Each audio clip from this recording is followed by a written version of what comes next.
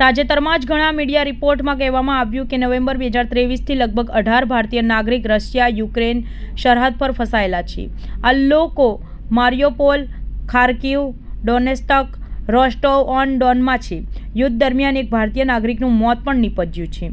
રશિયામાં ભારતીયોને રિસીવ કરનાર એક એજન્ટે કહ્યું કે આ લોકો ભારતના અલગ અલગ રાજ્યોમાંથી છે અને તેમના જીવને ગંભીર જોખમ છે.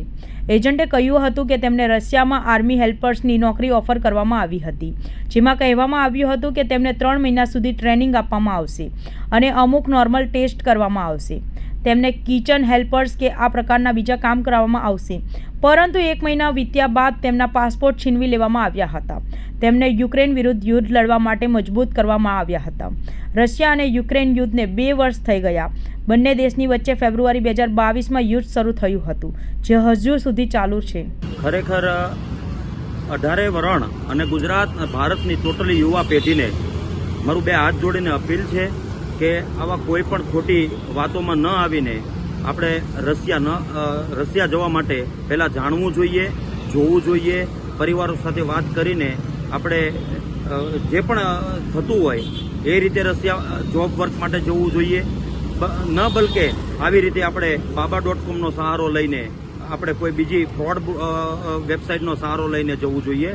ખરેખર યુવાધનને 2 હાથ જોડીને કર્મબદ્ધ પ્રાર્થના છે કે તમે જાણજો, ગુજરાતનો એક હેમિલ માંગુકિયા નામનો જે યુવાન છે, આજે જોબ મિલિટરીની સહાય તરીકે જોબ વર્ક માટે લઈને ત્યાં એ લોકોએ રશિયાના આર્મીની અંદર જોઈન્ટ કરીને યુદ્ધ કરવા માટે તાલીમ આપી.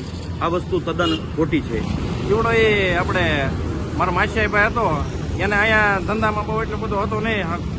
એને એમ કહ્યું કે હું વિદેશ જઈને કંઈક નોકરી કરું, કંઈક થોડુંક આમ વ્યવસ્થિત થઈ જાય આપણે. તો એને યુટ્યુબ ઉપર એ બધું જોતો હોય વિદેશ જવા માટે એપ્લાય કરતો. 2-3 દેશમાં એને એપ્લાય કરી પણ એને રિજેક્ટ થયા.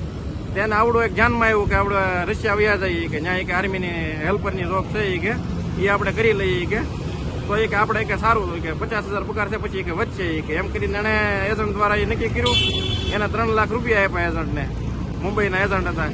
ત્યાંથી 2 મહિના પહેલા એ રશિયા ગયો એટલે ત્યાં એને બીજો કોન્ટ્રાક્ટ સાઇન કરાવી દીધો કે આર્મી સર્વિસમાં એને રાખવામાં, સર્વિસ તરીકે એને કોન્ટ્રાક્ટ સાઇન કરાવી દીધો અને 2 લાખ પગાર કરી દીધો. 50,000માંથી 4 ગણો પગાર વધી ગયો અને 50,000 બોનસ મહિને. એટલે એ ભાઈને એમ થોડી ખુશી થઈ કે નહીં આ રીતનું થયું. પણ એને રશિયન ભાષામાં એને એમ તો હેલ્પર જ છે, એમ સિટી લેવલે કામ કરવાનું, કે બોર્ડર ઉપર નહીં જવાનું. ત્યાંથી એને બોર્ડર ઉપર ટ્રેનિંગ બેઝ ઉપર લઈ જાય. ત્યાં એને ઘણું શીખવાડતા છે, ઘણું આપી દીધી. ત્યાંથી શીખવાડીને શીખ્યા ન શીખ્યા, મહિનામાં શીખ્યા ન શીખ્યા, મહિના પહેલા તેને બોર્ડર ઉપર જવા દીધા. મહિના થાય આ બોર્ડર થી આ બોર્ડર, આ બોર્ડર થી આ બોર્ડર. હજી કાંઈ ખબર પડે નહીં, ઘણું ચલાવતા આવડતી ન હોય, હજી કાંઈ નહીં. હેલ્પર તરીકે લઈ ગયા ને સીધા સર્વિસમાં નાખી દીધા.